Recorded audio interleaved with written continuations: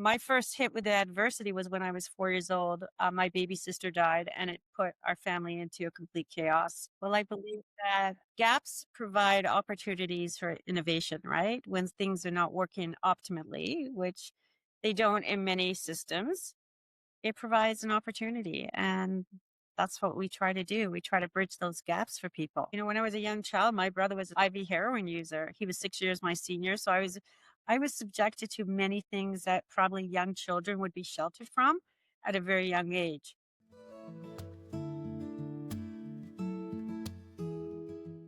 All right, welcome everyone to another amazing episode on the One Moment Podcast. Now, I have to say, this young lady, and I say young because she's amazing. I mean, she had me wilding out right before the show today. Oh, I have to say that.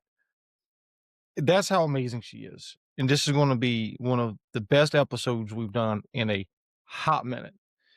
And of course, we get the privilege and pleasure of doing it live across 5 or 6 different platforms at this moment. So, listen, before we get into today's episode, I have to emphasize the use of resources. If you're in Canada or the United States or any related territories, you have two major or main resources. One is the 911. Another one is 988, which is the National Crisis and Suicide Hotline. Um, you also have local hospitals and local crisis centers that you can utilize. Now, if you are outside of the U.S. And not in any of the related territories such as Spain, UK, Australia, Africa, Israel, anywhere of that sort, please go to a local hospital or utilize local resources. I am not too keen on that neck of the woods over yonder. So you could be triggered by watching anything that we, talk about, any of our episodes, this one or any other ones. You could be triggered. Utilize resources if and when you need to. Now we got the good stuff out the way. The most important, right? And we have a very distinguished guest. And it's interesting. Born in England, French first name, lives in Canada, and she's a substance use therapist. That is so wild. Like, you just don't get that mixed bag all the time. And so this is going to be a very special recording, special episode. And hope I don't mispronounce it. Miss Jeanne. you got it right. Thank you so much, Kevin, for having me today and for an amazing introduction. For any of you who can see me on camera, I'm not as young as I would like to be, but still fairly youthful and spunky and playful. So thank you again. Well, you look kind of young to me. I mean, how old are you? About 23, 24? Yeah, times three. So I'm a I modern hip grandmother. Let's put it that way. right. So listen, I have to ask, okay? This has got nothing to do with the actual topic of the day, but you grew up across the way, right? Or you were born across the way. So how did you get from across the way to over here? And I say over here because this is all North America. My parents wanted a new start. They had a lot of adversity and trauma. Um, my first hit with the adversity was when I was 4 years old. My baby sister died, and it put our family into a complete chaos. And so with that, they put out visas for any country that would take us. It was could have been Australia, could have been California, but we ended up in Quebec, actually Montreal. We went on a ship to Canada, and here we are in Toronto. Sweet. That is so awesome. I ended up when I was up in Seattle, back in the middle of October, I tried to cross into Canada. I found out that there was multiple things that stopped me from going into Canada. And it was an awesome experience. Just put A it like learning one, let's put it that way, right? that. Teach Right, right. moment. Hey, listen. The name of our show was One Moment, and in that situation, I had multiple moments. Okay, I'm hearing you. Yeah, but no, Canada is an amazing, place. Welcome to North America. If you've never heard it before, let me be the first to say it. And that's first and foremost. And then second of all, y'all do amazing work up there. We've had multiple people on our show from Canada, and to see what y'all are doing, with y'all's healthcare system, even though it's not perfect, but to hear the stories and to hear the experiences, I'd have to say I'm excited. I'm tickled. I'm really I'm really satisfied to hear the way that y'all were trying to bridge things and build things together. So, thank you for being a part of that solution. Thank you. Well, I believe Absolutely. that gaps provide opportunities for innovation, right? When things are not working optimally, which they don't in many systems, it provides an opportunity. And that's what we try to do. We try to bridge those gaps for people. Absolutely. So let me ask you, you're international certified substance use therapist, similar to myself, through the IC and RC, right? Hmm. How long have you been practicing substance use therapy? Formally,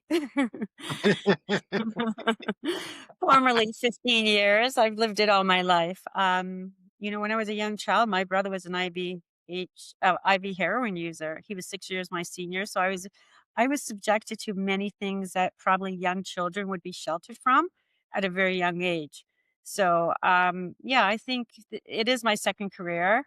It was something I hesitated because I thought it was so cliche to, get yourself clean and then go into recovery, become a substance use clean. I had a career. I already had a career. I had a business, a family business I was working in prior.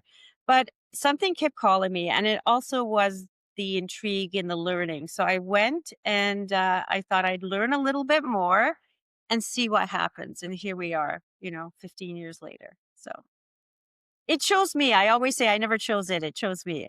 Doors just kept opening up for me all the time since I've chosen this career. And I'm grateful because if I can ease the pathway for one individual, that's part of the goal.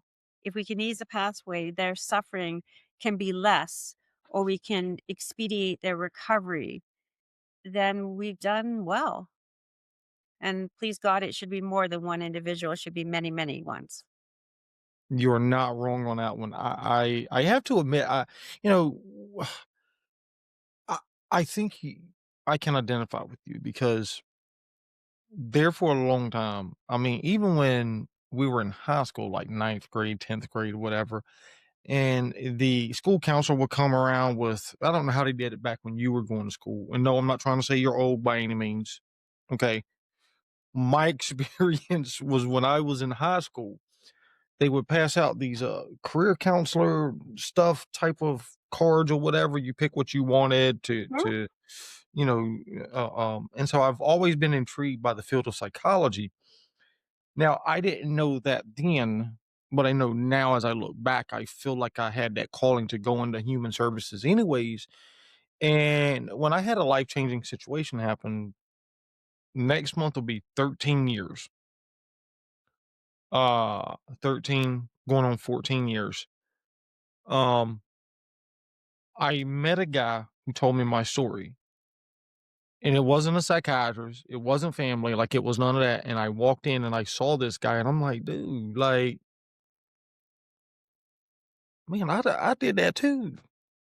Then he just So as nice. he was right, right, and as he was teaching classes and all that, I literally latched onto this dude, to every word he said, and I'm like, "This guy, like, he's telling me my whole life story, the way I felt, the way I think, the way I do, the things that how I behaved, telling me everything to a T, and not once did he point any fingers, ever.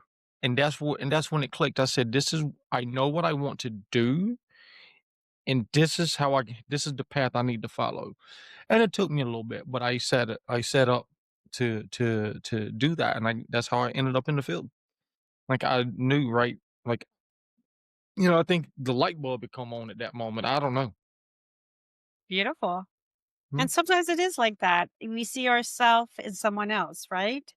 There by the grace of God go I, that we see our humanity in other people. And that is the truth. We may have different plots and different characters in our stories. May have similar stories or slightly different stories, but we really are the same.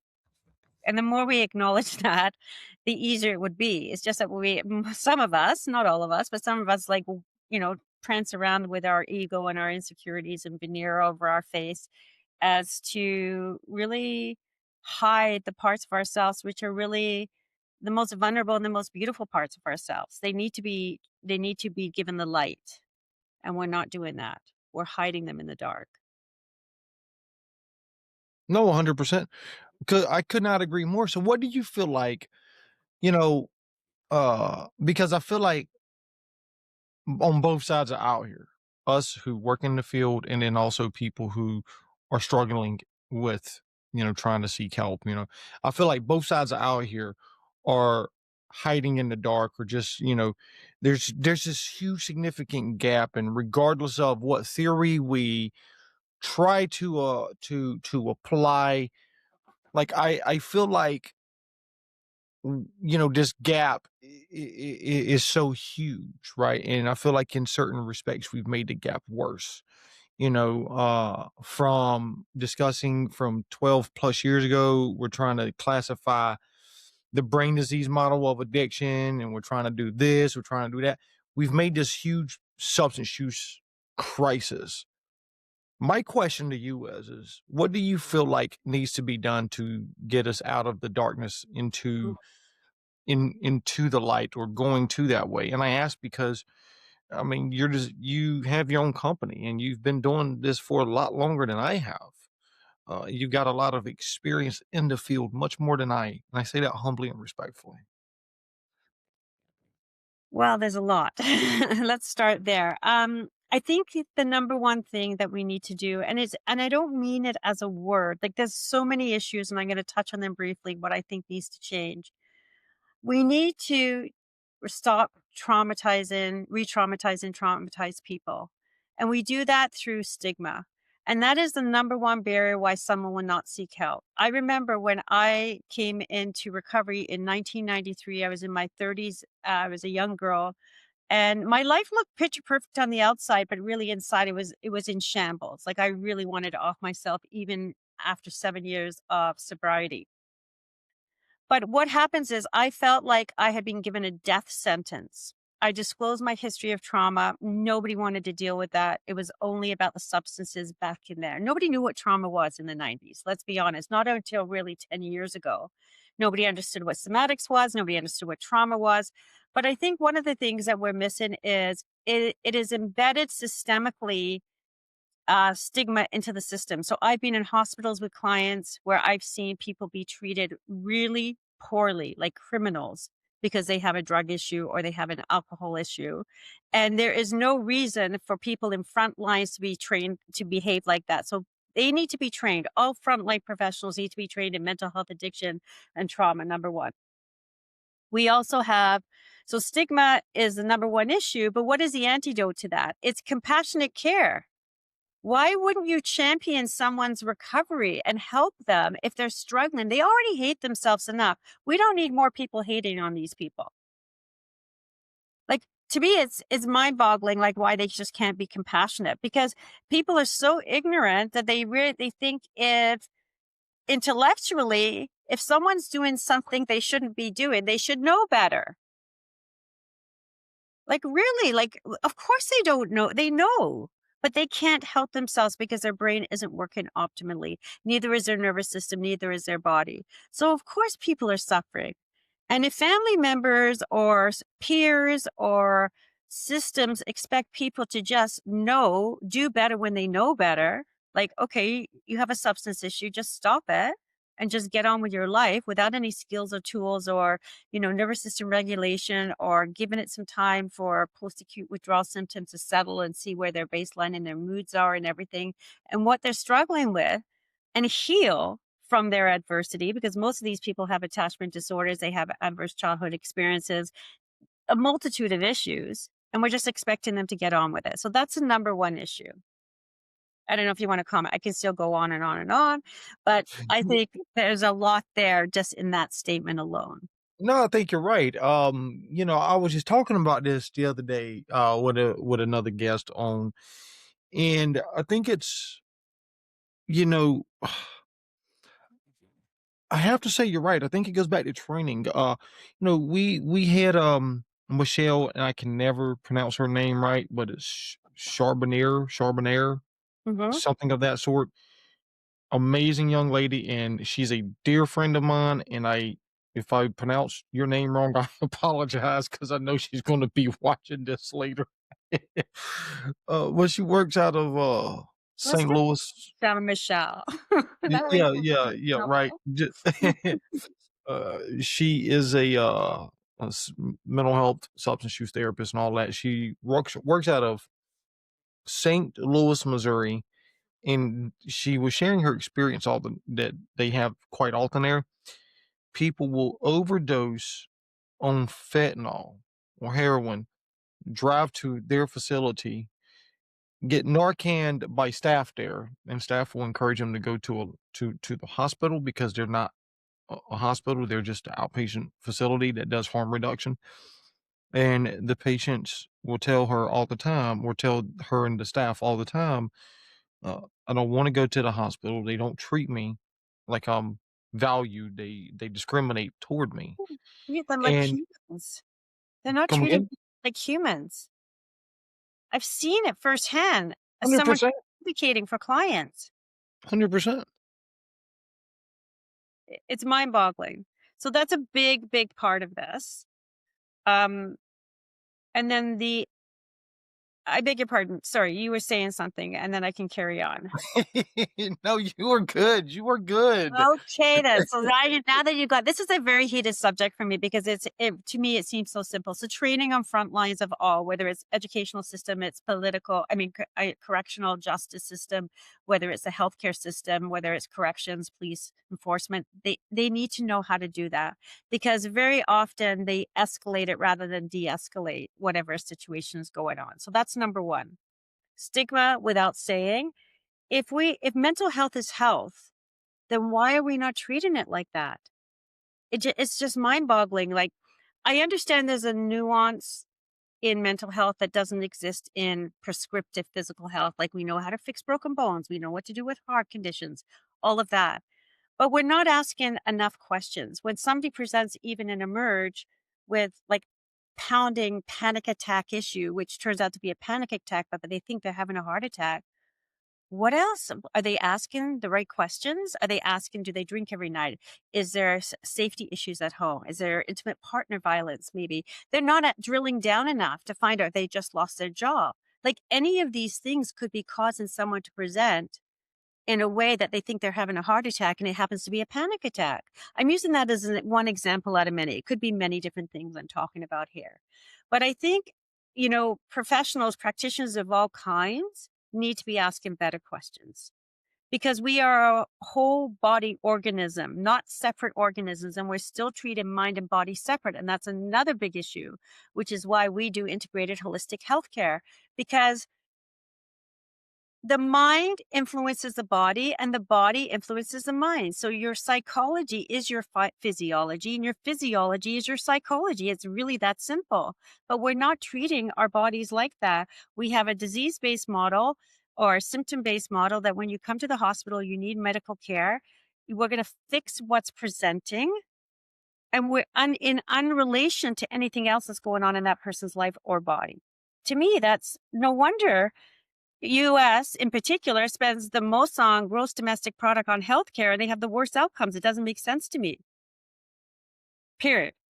So that's another issue. Services are non-existent in Canada. You talked about Canada at the beginning.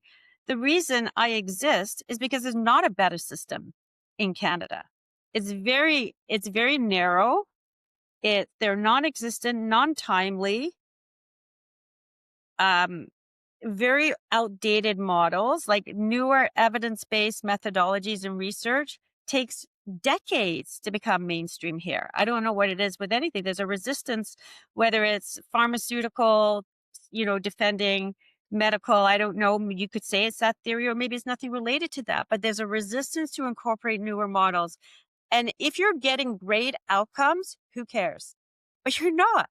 We have high failure rates, and yet we're not adopting newer models.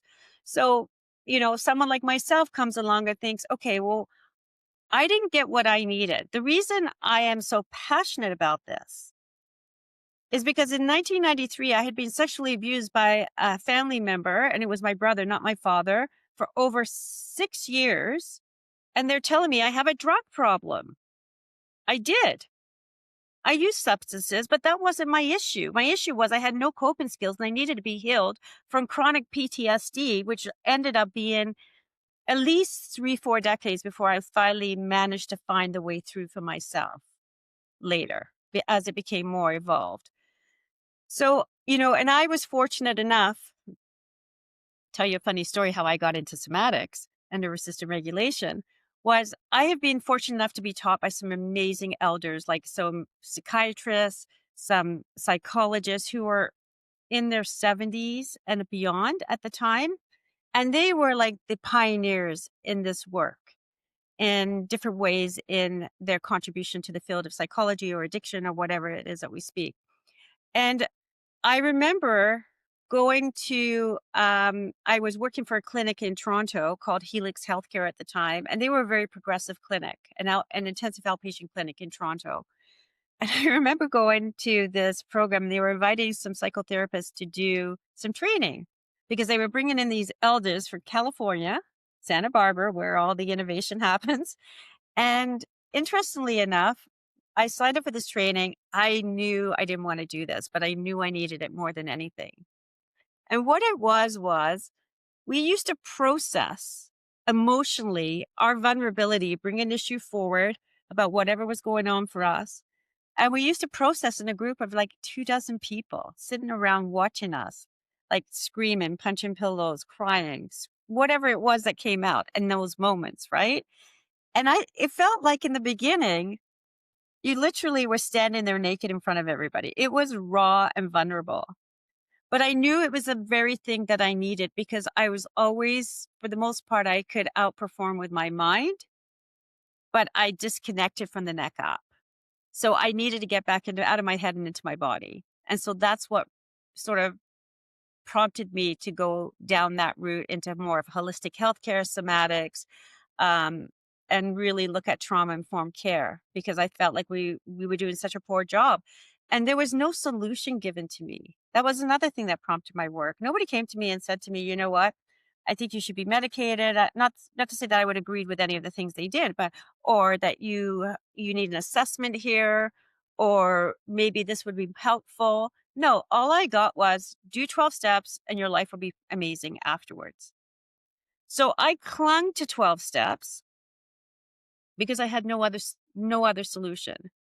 And it did get me clean, but it also re-traumatized my trauma because it was so stigmatizing, especially in the male community in particular. You're not doing it right. If I would relapse after a period of time. And I did. I already felt like a failure. It didn't need to be reinforced to me that I am a failure because you're not getting it. You're not doing it right. Um, so eventually I'm still grateful I'm not anti 12 step. And I just want to put that out there because I think there's been so much good done, but it dominates the mental health addiction specific or substance use disorder field quite a bit still. And yet there's so much more we can incorporate. And I'm not saying that's not happening, but it's happening very slowly. And that to me is an issue. I think you're right on this one because, when we look at the gaps as you were talking about first, and then we look at, your experience, I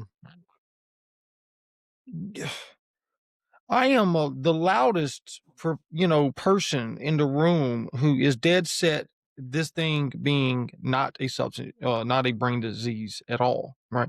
I'm the loudest person in the room that screams that. And it seems like everyone else around me, well, depending on where I'm at, oh my God, I can't believe you're saying this. Oh my God, have you lost your ever loving mind? And it's like, excuse me, 90% of the nicotine receptors are neck down, right? So when I'm teaching the patient, oh yeah, your nicotine is a brain disease. If you focus on why this, that, and the third, blah, blah, blah, it's a brain disease, it's going to help you get sober. We've been doing that for 12 to 15 years. Since when has the addictions gotten better? It's not, it's gotten worse. And I think you're right. We preach this from this theory of whatever, whether it's 12 steps, what have you, right? There's this main focus on it, and there's just no room for focus on other things. Semantics. Mine is existentialism. I enjoy existentialism. We also forget other humanistic types of theories. And so when we focus on, or when we throw, 10% of the world into this bag, we always say that, you know, this certain amount of millions of people struggle, and it's because of this right here.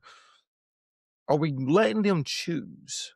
Right? Are we giving them the option to choose what works best for them? Well, yeah, we're failing people because the bottom line is, there's this dogma in the community. You've probably heard it before that you don't know what your best thinking got you here. Yes, there's an element of truth to that. But that doesn't discount every other aspect of the person. Because that statement is to highlight that maybe your way is misaligned. It may not be optimal, right? And so there's more we can work with rather than putting someone down and the peer community giving them one-liners that may be misinterpreted and not really supported properly to help them get to that next level. If we're in conversation with someone, we can work with someone. But if we ostracize people, which that community can be known to do, I'm not saying it's all bad, but if we do ostracize people, no matter where it's happening, whether it's in the hospital or in a medical center or in a room, all we're doing is re-traumatize them. Then there's no other opportunity. That person feels more alone. And there's nothing worse than going out for help, trying to get better, and finding that you're meeting another blocked door and you're more alone than ever because you can't go back to your old life. You don't want to really hang out there because it's going to kill you, but you can't find a pathway forward in a new way. So I always say, I don't really care how someone gets well as long as they get well. What do we care? Really, what do we care? We shouldn't. We shouldn't be so vested. In the right way, we just want people to reach their fullest potential, to look at their, you know, dis-ease within themselves as a misalignment and an invitation to a higher calling. Absolutely. No, 100%. When I started practicing out of the existential theory and started helping people to understand what that drug means and what that feeling means to them, uh, it's exactly what, Dr. Silkworth said, that this feeling is so elusive, right? Like it's so elusive. And I agree with that. And that elusive feeling is going to be different for you versus for me. It's Hmm. going to be different for each of us. And my issue with the medical society is there's this huge stigma that our substance use population is so scum of the earth type thinking. And they're not. They're just people. They're They're actively at people. work running businesses. That's what you call presenteeism. They're really checked out, but they're there. No, 100%. Right. And But we need to get to, as a general healthcare field, right? Healthcare in totality. I like to challenge anybody, whether you're a GI specialist, whether you're neuro, whether you're, emergency room, whatever, OBGYN, it doesn't matter. A substance use is substance use. Same thing as diabetes, same thing as scleroderma, same thing as encephalitis, same thing as the flu, COVID, or what have you. People are struggling with something. Doesn't mean they're a bad person. Doesn't mean they're misguided morally. It just means that they love a feeling that gives versus going to a GI checkup gives.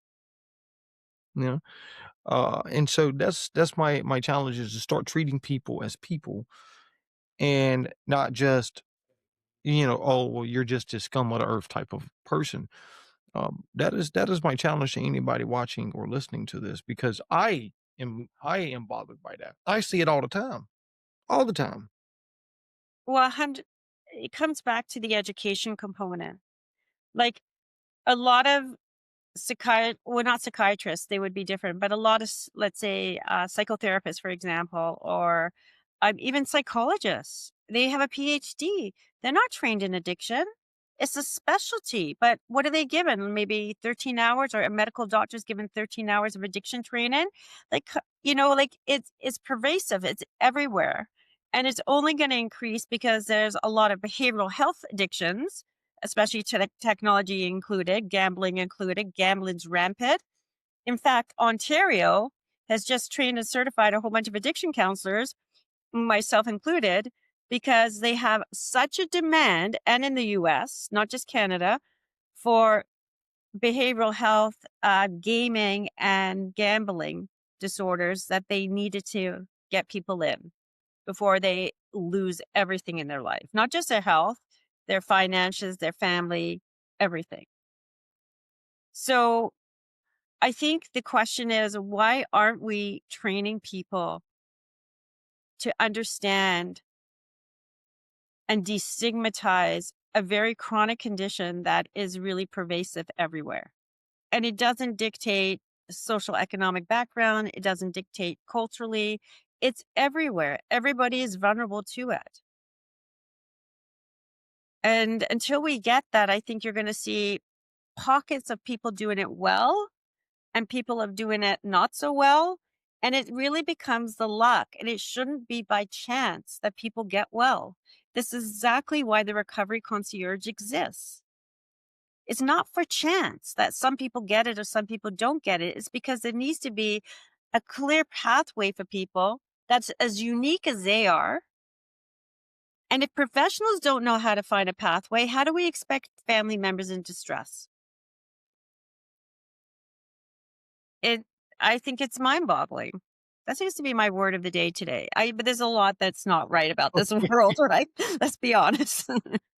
Right, right. No, I mean, there's so many there's so many routes we can carry this path, and I have to say, I definitely would agree with you on that one. Education is key.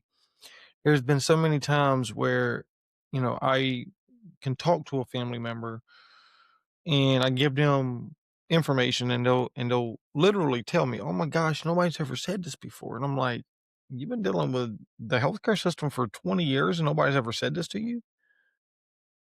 Like, what are we doing?" And, what are we doing as a whole? Like, and it goes back to education is and I'd say education and passion. I have to throw passion in there because if people do this for a job, for a paycheck, deuces, I don't need you in the field. Just go ahead and get out. Yeah. Turn your license in, get out. Don't care. Don't need to work with you. Don't need to refer to you. I don't care. Do not care, not one bit. But if you're going to do this because you have genuine passion, now you're talking my language. It's language of the heart. You know what I mean? It's language of the heart. We uh are in it for the same for the same or similar reasons. So I agree. So we talked about education, but I think we provide education to family members, right, who are really struggling. And that is an absolute component because a lot of people are even shut out at that, depending even at young ages from like 13 upwards in Ontario. A young person has a right to go into a doctor's office without the consent of their parents. Now, I understand that there's privacy is required. And I understand there's an off chance that a child could be in abusive situations, but there's probably an off chance more than the norm.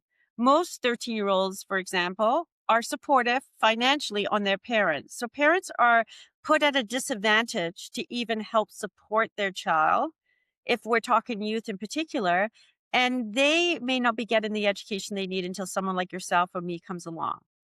But if we go back to the system, unless the system has its own set of education, which we talked about frontline in particular, they need an overhaul. Like in Toronto, the Toronto Police Services are actually really vested in mental health, which is amazing. And a colleague of mine actually runs a program there. And she came from the treatment field, but that's happening more in isolation. So that's a good first start because these are the people who really are on the front lines all the time. And it can result in life or death for someone, depending on how that inquiry is handled. I definitely have to agree with that. I think there's so many facets to this educational uh, path here, and I'm curious as to what your thoughts is on this question. How much of this education lies on us as the healthcare worker? It shouldn't, because we should be in a system that is self supporting, but we're battling a system that doesn't really always work. So I think we have to be leaders and advocates for it. And I was just thinking, like, why am I so hot on education? Because I'm speaking about it, but I really feel very called to bring forward education. And I thought, was that self serving? No, not really. Because the truth is, it's necessary. But I think we have to advocate. Like, my work is to advocate. You talk about passion. I'm pretty passionate about what I do. But I'm at a point now where I recognize that I can't change more than one client at a time or one person at a time, which is fine. So, how do we create more impact? And I think if we have more leaders and innovators in the field and they have a certain set of standards they subscribe to and methodologies, then maybe we could change more because it's like playing it forward. We need to do that. Um, Especially if, and it comes back to my original statement, if everything's working, what do we care? We don't really care. So be it. But we really are in a place where there's such misinformation, such lack of continuity and follow through and accountability, such lack of compassion, and with very poor outcomes. So it leaves a lot of opportunities for more. Couldn't agree more. There's so many gaps in the field uh, of healthcare, regardless of side here. But of course, we're going to be talking about mental health and substance use. So there's so many gaps that need to be addressed, and there's not just one solution. There could be 20 solutions. Like people. Look, I got some blowback on this early, probably about 2-3 years ago. I made a post on Facebook, and these people just blow my mind. Not on Facebook, but on LinkedIn. These people just blow my mind. And I asked them. I said, "How many people truly think that the healthcare field, mental health and substance use, is overregulated?" Literally, okay, that was my question. One or two people, oh yeah, absolutely. The other 99, 98 folks said, no, no, we don't have enough regulation. You have people that can't even get help. You have people that are struggling with providing help. You have lack of coverage in many areas of the field. And when I say many areas, demographically, geographically, and professionally across the spectrum here. We need more regulation. Doesn't make sense. There's too much fat in the system, right? When you need to Right. trim, right? And make funding available for where it's needed. And in Ontario in particular, in Canada, there's not like, basically most people would pay privately for their coverage, not through insurance company like it is in the US. And another thing, the US and the US adopted the disease-based model based on the fact that if it became a disease-based model, they could put it through insurance companies. That is an absolute fact, and it still dominates the way we treat people today. You're laughing, but what are you laughing at? But it's a fact. So, like, what are we doing here? Like, it just makes me crazy, the whole thing. Yes, we need more leaders. We need more voices. We need more advocacy. And that's why I'm really passionate about what I'm doing because the system failed me as a young woman. And then when I needed to navigate therapeutically for my teenage son back then at the time when he was 15, it failed me again. And that's what, when I said it to you at the beginning of this interview, my work chose me, not the other way around. My life experience gave me the perfect life to create this career based on what was needed for other people because it wasn't there for me. It's really that simple. Like it was mind boggling that someone like myself without a PhD has to figure this out and someone with a PhD who can't. 100%.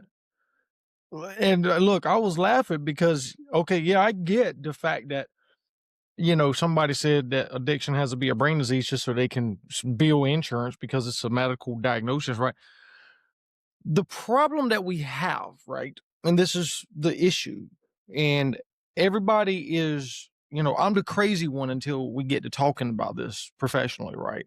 Everybody calls me crazy because I'm dead set against the brain disease model of addiction. If that was so true, number one, and if it was in fact a fact, number two, in reality, you would think that we would have made a dent in the positive progress of addiction because everybody is working out of the disease model of substance use, right? Or the disease model, right? That would be number three. First and foremost, we can break it down one by one. And we can only all we need is the last one. So I'm gonna skip the first two and jump straight to the last one. Has addiction or the problem of addiction, has it gotten better over the last decade and some change, or has it gotten worse? The actual issue itself, correct? Yes. Has Undoubtedly addiction gotten worse. worse? Right. So if it's gotten worse, how can we continue as a field to practice out of the disease model of addiction and swear to God that it is the best and accurate and most right thing to practice from? Hmm. It doesn't make sense. As you said earlier, we need to get to a point in the healthcare field, especially us who practice in substance use, we need to make our voices louder, that something needs to change, and there's more to recovery than the disease model. Well, they're 100%. I think the problem here is we're missing one important element, and that's our humanity. A lot of what people struggle with is just being human and getting through life. Life is hard. Life is uncomfortable. Life is painful. And that's part of it. And I believe there's spectrum depending on where you come from and what your life experiences are. We all have different chapters, and some of us had a adversity. Just like I said to you, like the workers in my house today, they were laughing because they think I have this golden picture life, perfect life. It was never like that in the beginning. It may look like that now because I've worked hard for it, but I have a tenacious spirit that wouldn't quit because my commitment to my recovery has been as tenacious as my commitment to my substance use disorder. Like I could figure out how to score if I wanted to get used in a snowstorm. I drive anywhere. So why wouldn't I do that for my own recovery? So we have to realize that there's the human aspect of ourself, which I think is partially a spiritual component, like the essence of self, intergenerational trauma that's being passed down from generation to generation, and working through that.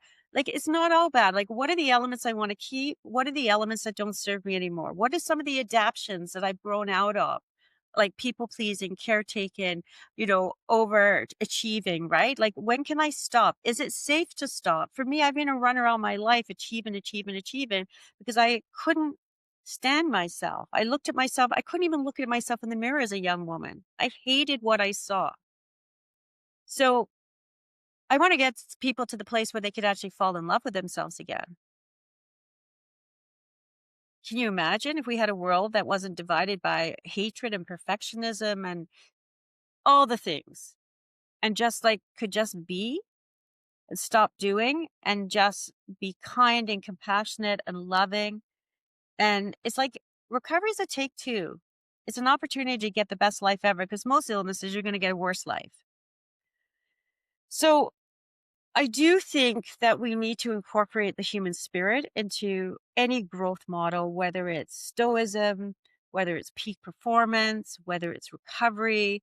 And we're not doing that enough. And it can't be one dimensional only. Recovery has a spiritual methodology to it. Like, not methodology, it has a spiritual component, I should say, to it, like power greater than ourselves.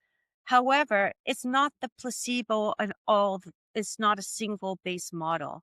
It needs to be much more than that. Bio, psycho, somatic level. Um, we are dysregulated as a society. We are totally addicted to bypass in the present moment. And until we learn to become more settled and we don't know what our conscious is. And another thing I forgot to mention about this crazy model of addiction, I have a lot of thoughts on this, is that we're still trying to change behavior by changing behavior. We're not trying to change behavior by understanding what is our subconscious programming that is being literally programmed to believe, whether it's right or wrong, falsely or truth. And yet it's tied exclusively to our emotional brain, which is why people can't do things when they're really trying to do things the way they want. So why can't you just stop? Because my emotional brain doesn't know how to do it any differently. It doesn't feel safe to stop, which is why I'm not going to stop because I don't have any other skills or tools. So I think we have to become more quiet and trust our intuitive wisdom. And we have to become more beers, not doers in this world. And that will give us more access to self because it sounds counterintuitive, but if you slow down to go fast, you actually have more access to who you are. But we're too scared as a society. I know I have been. And I'm now in a different season of life where I am very attuned to what I need. No, 100%, and I just realized I was muted there. Just for a second, so it's okay. No, but there's this whole idea that we are we're more than just our behavior. We're more than just our thought process. We're more than just the way we feel. We are people who walk, think, breathe, live, experience, exist, eat, use the bathroom, go to work, build relationships like you and I have been doing.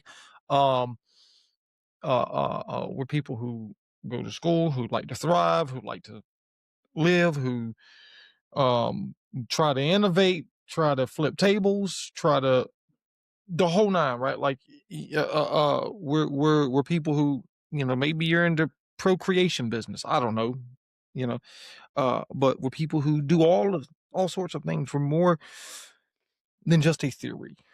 Because it's the We right are thing to do sometimes. right. It doesn't have to be for any gain. Sometimes just seeing someone who's suffering, instead of turning a blind eye, making eye contact might be the right thing to do. Maybe giving them a meal might be the right thing to do, but we're not doing that.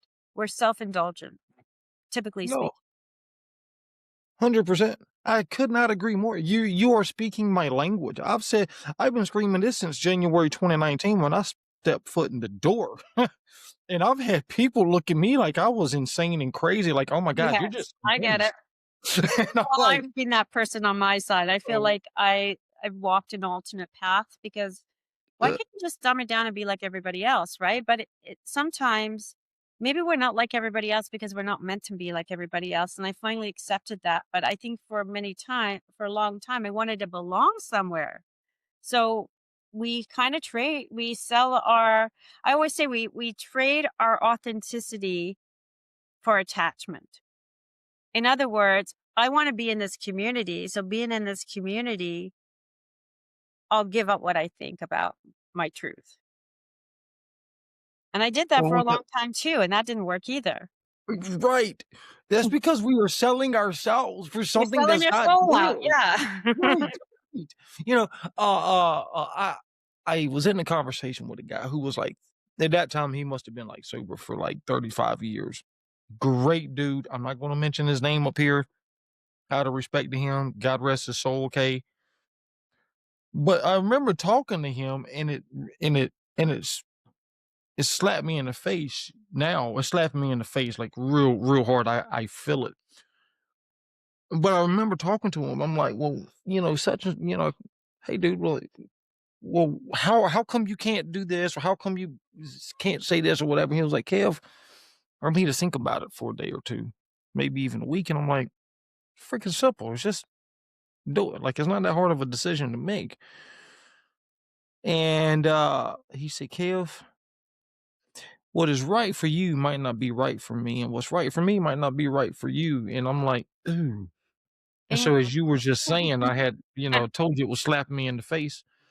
And so too often than not, man, if I am not living authentically for and with self, I can't be authentic or be myself or be genuine with anybody, regardless of who you are or anything of that sort. You know, I have to be me. Well, it's I not your have fullest expression either. You can't be your fullest expression of yourself. If you're conditioned to behave in a certain way, or you're doing it because you're scared or fearful of something, right? absolutely 100%. Absolutely. So listen, let's change the kind of topic or change the tune here.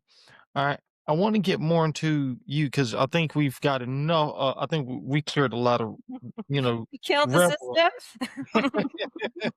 Right, right. Sorry about that, guys. No, no, you are. Hey, listen. I could so carry on the conversation 100 miles in that area, and there's plenty of time to tackle that. All right, there's plenty of time. In fact, I sent your. We were promoted again, and so your name came up on the new sheet, and so I sent the lady who you work with, sent her another email about you getting you signed up for another for a recording, and she emailed me back. She was like, Kev, I think we got a recording tomorrow talking about today. And I'm like, okay, so I'm letting you know, go ahead and book it again. I think we're booked out for like 7 months. Book you another episode. I'm telling you that right now. Okay. Thank you. Absolutely I'd love to. 100%. Listen. I love to talk to like-minded people. Like we need to align and create the forge, right? That's necessary to change things for the better. If that's what we're trying to do, we're not trying to disrupt for the sake of disrupting. Like the world today is, there's a lot of dividers out there. We're not trying to divide because it's we're trying to divide to unite, to optimize, to get people from their maladaptions to stability to flourishing.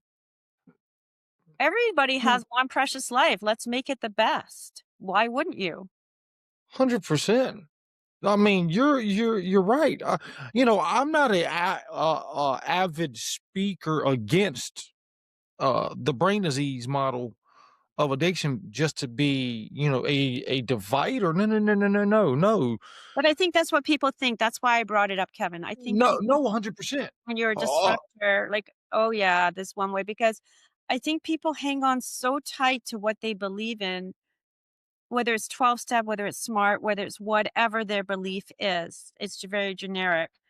That if they don't have that belief, they don't know who they will be. And so that feels like a little bit like free floating, right? And so that can be terrifying for some people. So they hang tightly. And so when someone comes with a counter belief system, it may feel very threatening to them, and that's when they get defensive. absolutely, 100%. And I want to say I second what you said though, because what you said is true. People like you and I, we are builders. Let's bridge the gap. Let's challenge the status quo because there's so much more out there to use to be able to help people.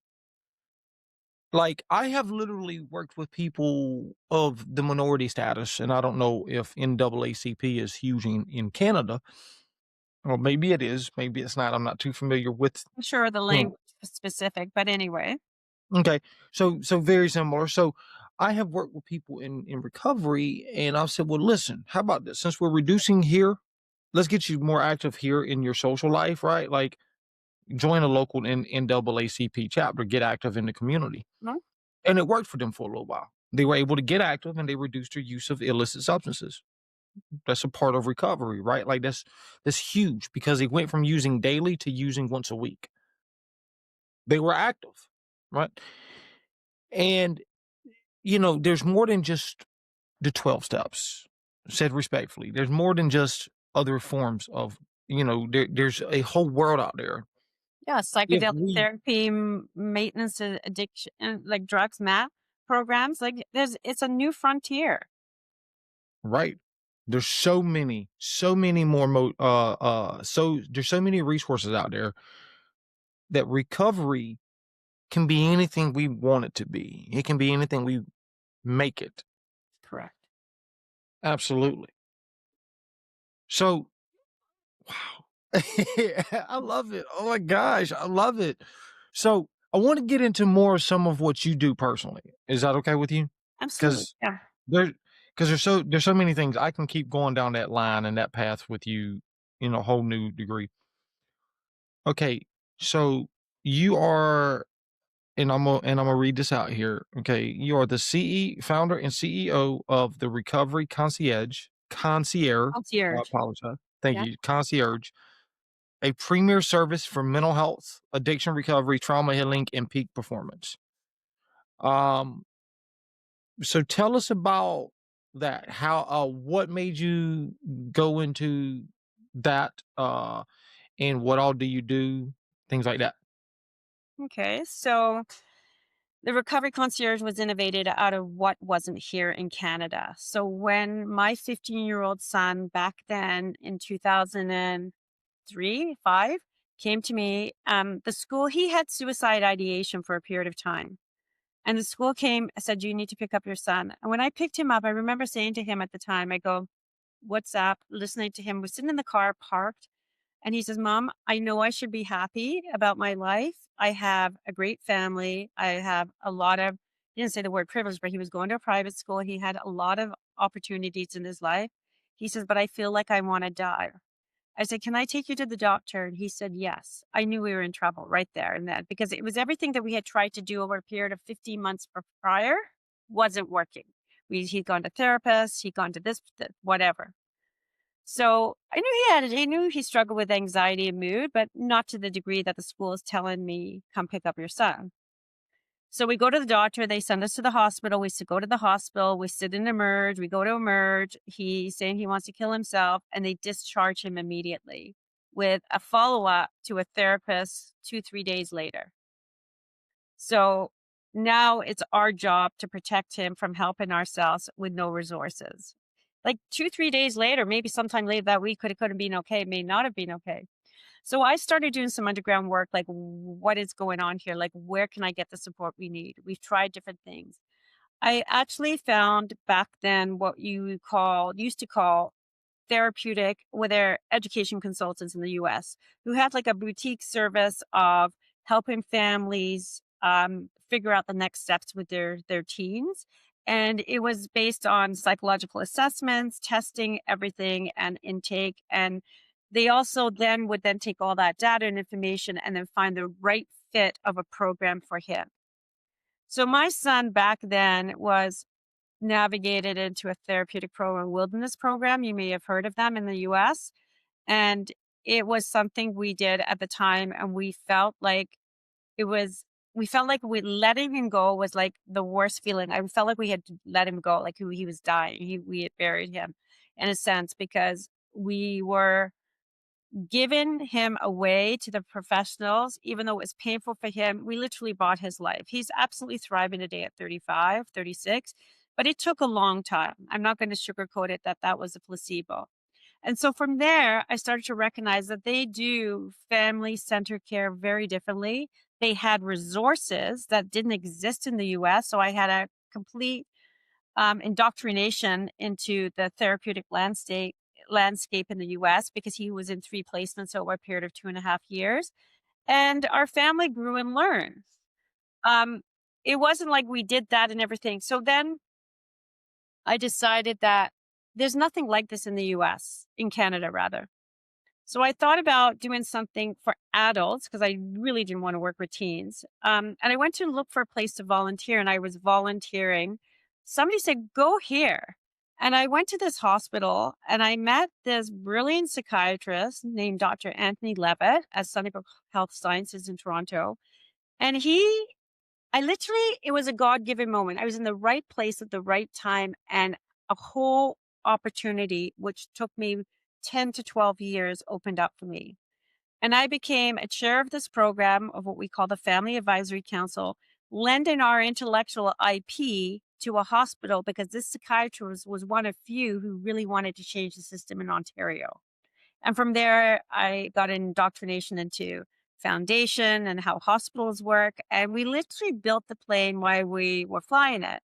And what we did was it was lived experience, parents who had experienced the same to us. And what was bizarre was people in my own community were doing the same thing. They were navigating their children to the US. We weren't just the only one who was doing it. It was a subsect of parents who felt like they had to do something and found their way into the US, into the same places and same circles. So we took our IP, we lent it to psychiatry in Toronto on the built this program called the Family Navigation Project, which is navigated for about 6,000 families in Toronto for youth, 12 to 29.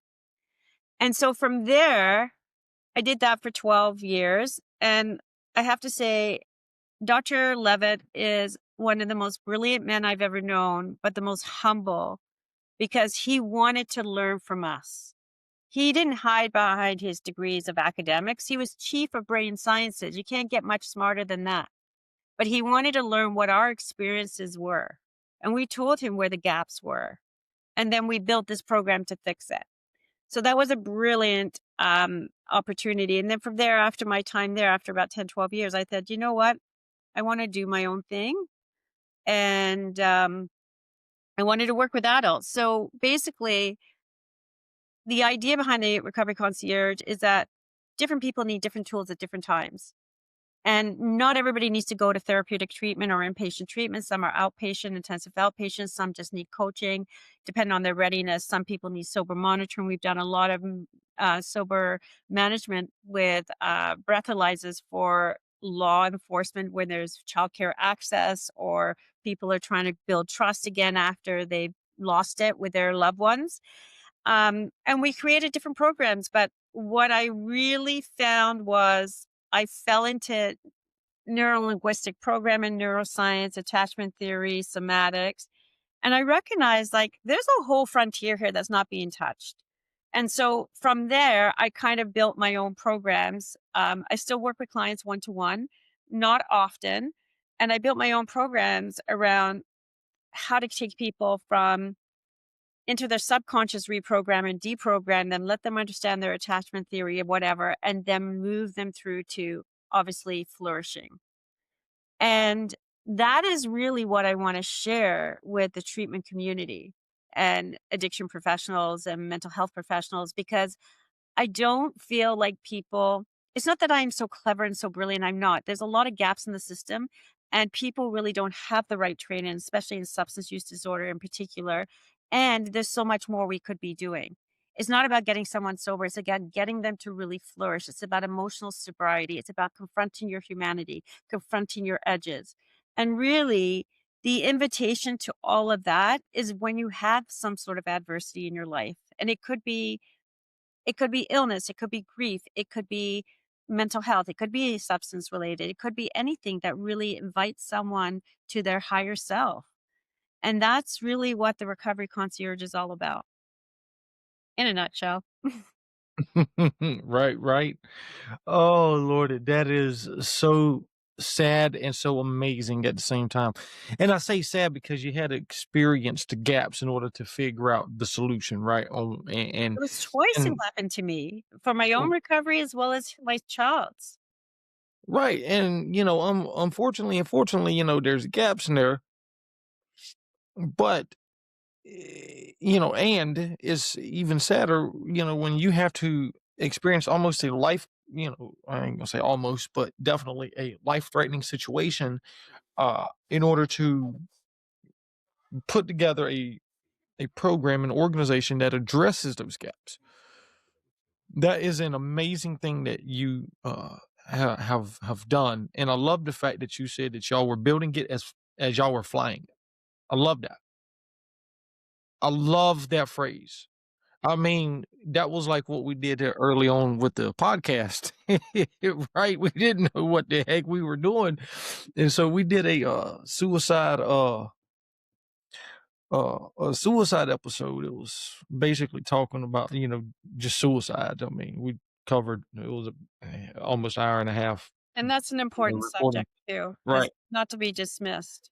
No, no, 100%. And right before we did the recording, all three of us were struggling with imposter syndrome. And so at that time, we were like, well, you know what? Let's just run some stats on it. So we ran some stats and found out that we were being listened to in this country, that country, followed in this country. So, and you just heard me at the beginning of, when you first got on, uh, all the countries that we're listened to now. 20. And I'm gonna go through and I'm gonna count. I'm gonna count them because I know Canada, Spain, UK is one of them, but there's so many other countries. We have countries in Africa that are even listening to us. Like, I mean, we're across the board in many folk, many areas. So, today we don't feel imposter syndrome. It's just another thing to get on here, BS around, have some fun, talk some crap, and really, but honestly, at the heart of it all, spread hope and awareness. Have fun doing it, but spreading hope and awareness. So, yeah, We're hope dealers. That's what we are, right? absolutely, 100%. So, listen, until next time, all right, until next time, because I want you to come back on. Thank All you. right. And next time, maybe Trevor or Ruben will be able to join us. They're one of the other co-hosts too, or even Josh at this, depending, Josh will depend on where he's at with school. Um, I'd like to ask you some of the most important questions you're going to be asked today. Bring If it up. people, if people want to seek you out through, via therapy, uh, uh, whether it's Canada, from Canada, or if you can from outside of Canada, if people want to seek you out for speaking engagement, virtual or face to face or what have you, how can they contact you? You can just go to the recoveryconcierge.com or info at the recoveryconcierge.com, and you'll be able to reach directly to me. Well, And if anybody's interested, you have an amazing, amazing podcast. But I would love some love for Naturally High. I just launched a new podcast, and if anybody wants to show some love, that would be appreciated. And to keep in love with one moment, please, not to be competitive, but to leverage expertise. So thank you. thank you. Thank you. Absolutely. Folks, check her out. Which platforms are you on? We have to ask. We're on most major ones: Amazon, Spotify, Apple. I can't even think. We are on Pfizer as well. There's some new ones. I'm not even sure. A crack addict, a podcast addict, not crack addict.